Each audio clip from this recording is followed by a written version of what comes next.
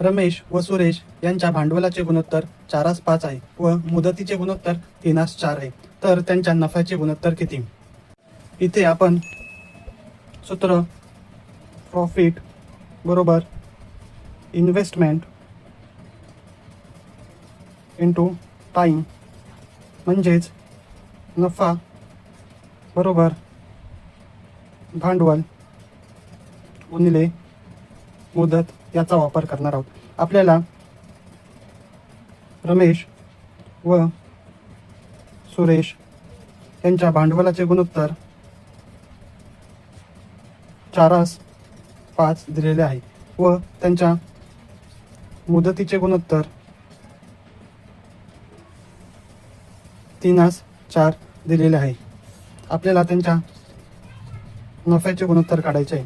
आपल्याला इथे माहिती आहे नफा बरोबर भांडवल गुणिले मुदत, म्हणून भांडवल आणि मुदतीचा आपण गुणाकार करणार. इथे 4 गुणिले 3 12 तर 5 गुणिले 4 20 होतात. याला आपण संक्षिप्त रूप दिल्यावर 4ने 12ला भाग जातो. तर इथे 4 त्रिक 12 तसेच 4ने 5ला भाग जातो आणि 4 पंचे 20, म्हणून त्यांच्या नफ्याचे गुणोत्तर हे 3:5 हे येईल. म्हणून आपले उत्तर सी आहे.